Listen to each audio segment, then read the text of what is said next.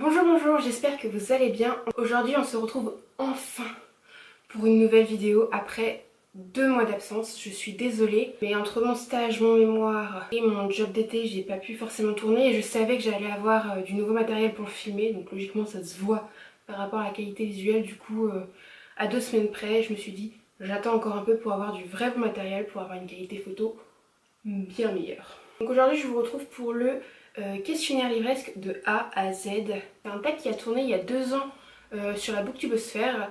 Depuis que j'avais commencé ma chaîne, j'avais envie de le faire parce que je trouve les questions super pertinentes.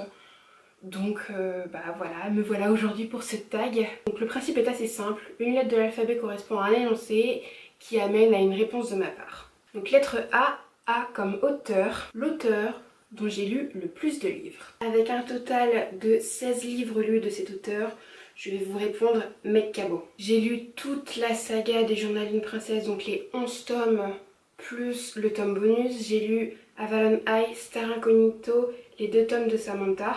En vrai j'en ai 18 d'elle mais j'ai pas encore lu ceux-là.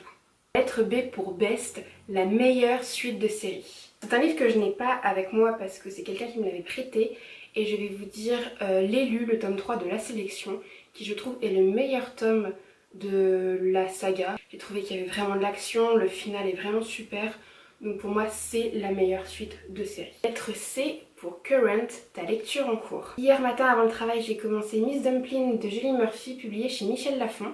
D pour Drink, la boisson qui accompagne tes lectures. Étant quelqu'un de quelque peu maladroite, je ne bois pas forcément quand je lis, sauf quand je me sens en déshydratation complète, où là je prends un peu d'eau avec moi. Et en hiver, dans mon fauteuil entouré de mon plaid, c'est vrai qu'une petite tasse de chocolat chaud n'est pas de refus. Pour e-book, e-book ou roman papier. Je n'ai pas de liseuse, j'aimerais éventuellement en avoir une dans un avenir plus ou moins proche, mais pour moi c'est roman papier forever. F pour fictif. Un personnage fictif dont tu serais effectivement sorti avec au lycée. Et pour cette question, j'ai choisi Peter de l'expérience Noah Thorson. Donc là, c'est le tome 1, Ne t'arrête pas, de Michel Gagnon, publié aux éditions Nathan. Je suis tombée in love de Peter. C'est genre mon book boyfriend de tous mes book boyfriends. J'aurais été au lycée avec lui. J'aurais eu un bon petit béguin. J'ai pour Glad, un roman auquel tu es heureuse d'avoir donné sa chance. C'est un roman que je ne voulais absolument pas lire au départ parce que je ne voulais pas lire cet auteur. J'avais vu les films des adaptations de ses livres que j'avais beaucoup aimés. Et comme c'est un auteur où soit les gens adorent, soit les gens n'aiment pas, j'avais peur d'avoir une opinion. Sauf que j'ai vu ce livre en bouquinerie à 1,50 €. Je me suis dit, Jeanne, c'est un petit peu con de ne pas vouloir lire ce livre juste parce que t'as peur d'avoir un avis dessus. Et pour 1,50 €, même si tu étais déçue, Jeanne, ça vaut le coup. Le roman auquel je suis heureuse d'avoir donné sa chance, c'est Nos étoiles contraires de John Green, publié aux éditions Nathan. Et je l'ai lu et je l'ai beaucoup aimé. H comme Eden, un roman que tu considères comme un joyau caché. Et pour moi, c'est Toi contre moi de Jenny Dunham, publié aux éditions Pocket. Beaucoup connaissent cet auteur via son autre livre Je veux vivre qui a été adapté au cinéma. Et personne ne connaît celui-là, ou en tout cas très peu de monde. Et c'est dommage que Je veux vivre fasse de l'ombre entre guillemets à ce livre-là qui est une réelle merveille. J'ai lu les 2 livres de cet auteur et celui-ci est mon préféré. Et c'est pour ça que pour moi c'est un joyau caché, parce qu'il n'est pas considéré à sa juste valeur. I pour important, un moment important dans ta vie de lectrice. Mois de janvier où j'ai été à une dédicace à la Galerne au Havre et j'ai été voir Daniel Pénac. C'est l'auteur de L'œil du loup qui est le livre dont je me rappellerai toute mon enfance. Du plus loin que je me souvienne, c'est le premier livre que j'ai choisi de lire toute seule, que j'ai adoré et je pense qu'il a marqué ma vie de lectrice. La rencontre de son auteur, c'est juste un moment magique. I pour Jess, le roman que tu viens juste de terminer. Juste est un bien grand mot, sachant que ça faisait 1 semaine avant hier matin que je n'avais pas touché à un livre. Donc il y a 1 semaine, j'ai fini Market Main. Je vous présente le tome 2 parce que j'ai prêté le tome 1 mais c'est le tome 1 que j'ai terminé. K pour Kind, le genre littéraire que tu n'iras jamais. Jamais je ne sais pas parce que c'est vrai que c'est un bien grand mot et que je peux être éventuellement attirée par tous les genres littéraires, mais je dirais de la bitlit. C'est juste pas ce qui m'attire, donc je pense que ce serait de la bitlit. L pour long, le roman le plus long que tu aies lu. Et avec au compteur 995 pages, je vous présente l'intégrale des 4 étés de 4 filles et un jean de Anne Brachares, je ne sais pas lire son nom de famille. M pour Major, le roman qui t'a causé le plus gros book hangover, le trop-plein livresque. En gros, un livre où tellement il nous a fait ressentir plein de choses, on pouvait plus rien lire derrière. Et je vous présente Cell7 de Kerry Drewry, publié aux éditions Hachette, qui est un livre juste fantastique. Et la fin m'a tellement démontée. Je crois que c'est le mot. Mon cœur a été persécuté à cause de cette fin. Et du coup, lire derrière, c'était presque impossible pour moi. N pour nombre, le nombre de bibliothèques en meubles que tu possèdes. Je crois que c'est la question la plus compliquée. Parce que, on va dire que j'ai une demi-bibliothèque. Parce qu'en fait, j'ai un meuble bibliothèque, mais qui est tellement bancal que genre je peux mettre 3 livres dessus. Et sinon, je n'ai pas d'autres bibliothèques. Un jour, j'aurai une bibliothèque stable et pas bancale. Un jour, je l'aurai. O pour One, un roman que tu as lu plusieurs fois. Le journal d'une princesse de Mekao.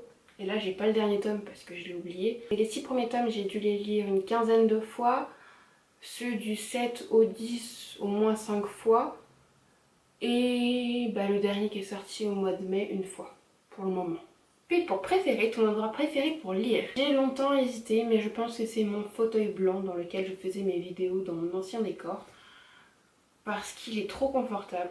Tu mets un petit coussin en bas de ton dos, tu mets ton petit plaid de Noël.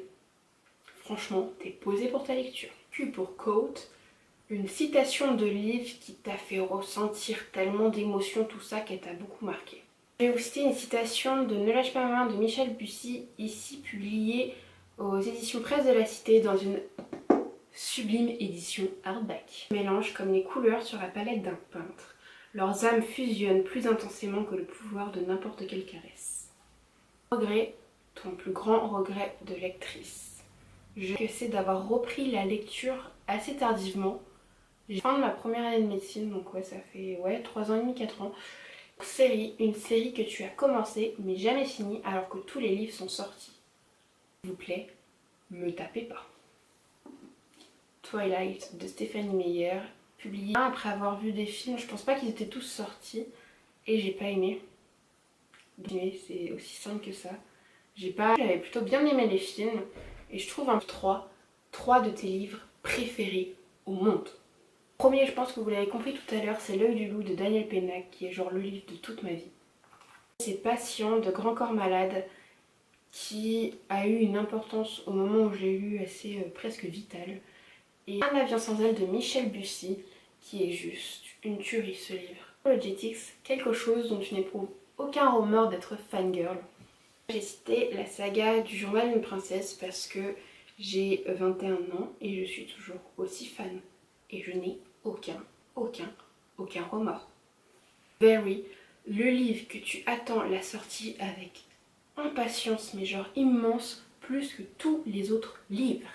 De Cell7 qui se nomme Jour 7, fin août.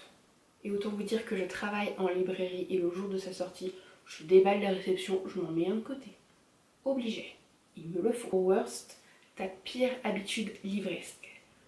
De pire habitude livresque, mais je crois que j'ai trouvé la pire.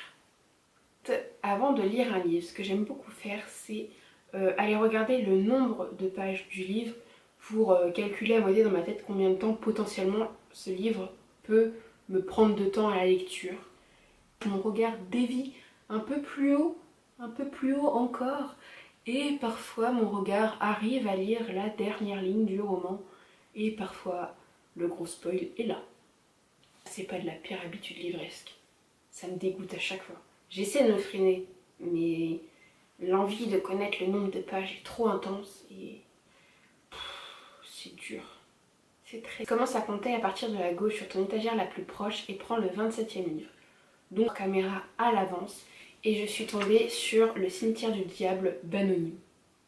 Un tome, je crois, de la saga du livre sans nom que je n'ai toujours pas commencé, mais qui est dans ma palle parce que mon frère me les a prêtés et m'incendie pour que je les lise, donc ce sera chose faite.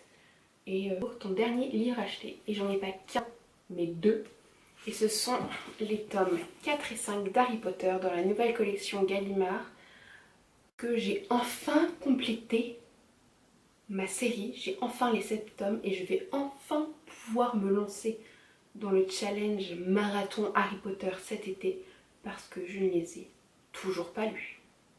Moi, j'aurais pu réussir à faire un tag sans parler d'Harry Potter, vu que c'est le livre dont tout le monde parle, et j'ai tout gâché à l'avant-dernière question. Z. Le livre qui t'a volé ton Z, qui t'a tenu éveillé toute la nuit, en tout cas bien trop tard dans la nuit. Je vais vous parler d'Un avion sans aile de Michel Bussy, qui m'a tenu éveillée jusqu'à 4 h du matin, je crois. Me semble-t-il que c'est ça, parce qu'il fallait absolument que je le finisse, parce que je voulais connaître la fin. Je voulais savoir le pourquoi du comment. Et j'ai su le pourquoi du comment à 4 h du matin. Fini pour ce questionnaire l'ivresse, que j'espère qu'il vous aura plu. N'hésitez pas à mettre un petit pouce bleu, à commenter si il vous a réellement plu. N'hésitez pas à répondre vous-même aux questions, ou en tout cas partiellement vu qu'il y en a beaucoup. N'hésitez pas à reprendre ce tag si ce n'est pas déjà fait, vu que j'arrive un petit peu après la tempête. De revenir sur YouTube, j'espère que ma fréquence de publication reviendra à celle du début, c'est-à-dire à peu près une vidéo par semaine. Je suis sur les réseaux sociaux, donc à me suivre, je vous mets tous les liens en barre d'infos. Et sur ce, à une prochaine dans une nouvelle vidéo. Je vous fais des bisous.